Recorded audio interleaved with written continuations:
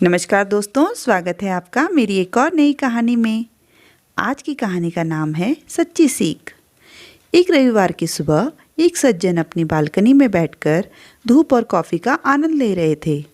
उनकी नज़र एक छोटी सी चींटी पर पड़ी जो अपने आकार से कई गुना बड़ा पत्ता लेकर बालकनी के एक कोने से दूसरे कोने की तरफ जा रही थी।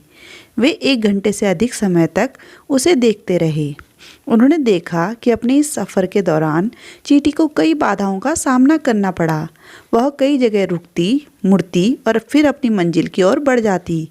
एक जगह उस छोटी चींटी को फर्श में दरार से सामना करना पड़ा।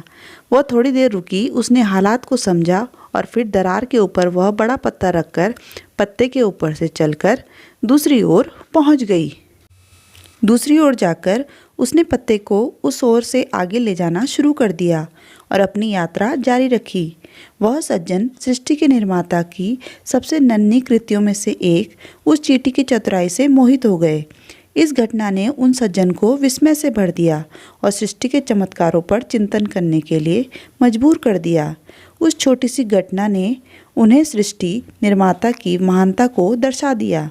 सृष्टि के रचयिता द्वारा निर्मित यह एक नन्हा सा प्राणी था, आकार में छोटा, फिर भी परिस्थिति का विश्लेषण करने, चिंतन करने, तर्कशील होने, संभावनाएं तलाशने, खोजने और विपरीत परिस्थिति से उबरने के लिए मस्तिष्क से भरपूर। थोड़ी देर बाद उन्होंने देखा कि चींटी अपने गंतव्य तक पहुंच गई है।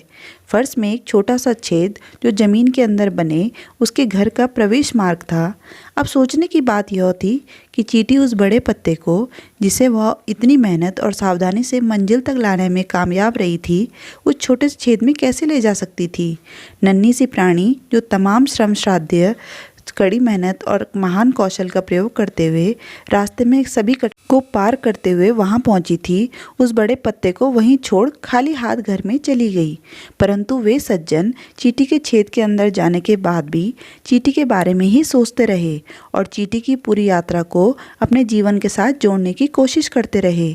अपनी चुनौतीपूर्ण यात्रा शुरू करने से पहले चींटी ने अंत के बारे में नहीं सोचा था और अंत में बड़ा पत्ता उसके लिए एक बोझ से ज़्यादा कुछ नहीं बन पाया। उस चींटी के पास कोई विकल्प नहीं था सिवाय इसके कि अपनी मंजिल, अपने घर तक पहुंचने के लिए इस पत्ते को पीछे छोड़ दे। वह सोचने लगे, क्या हम भी अपने जीवन में आने वाली परेशानियों का मुकाबला चींटी की तरह आत्मविश्वास और साहस के साथ कर पाते हैं? अपनी यात्रा के अंत में जब चींटी को वह पत्ता एक बोझ लगने लगा तो उसने बड़ी आसानी से उस पत्ते को वहीं छोड़ दिया। वह आगे की तरफ बढ़ गई। हम भी अपने जीवन में बहुत सारी इच्छाओं को लेकर चलते हैं और अपनी इच्छाओं को पूरा करने की कोशिश करते हैं। धीरे धीरे हमारी खुशियाँ हमारी इच्छाओं पर निर्भर हो जाती हैं।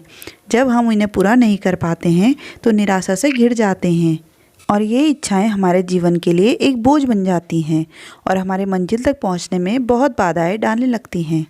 क्या हम भी अपनी इच्छाओं को आसानी से छोड़कर आगे बढ़ पाते हैं, उस छोटी सी चींटी की तरह?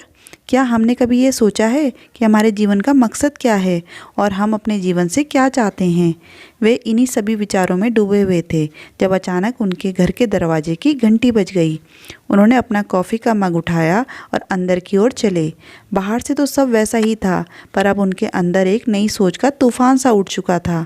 स्वयं को इच्छाओं से मुक्त करने का एक ही तरीका है कि उनसे मुंह फेर लिया जाए और अपनी नज़र वास्तविकता पर टिका दी जाए। दोस्तों, आज की कहानी के बारे में आपके क्या विचार हैं, हमें कमेंट में ज़रूर बताइएगा।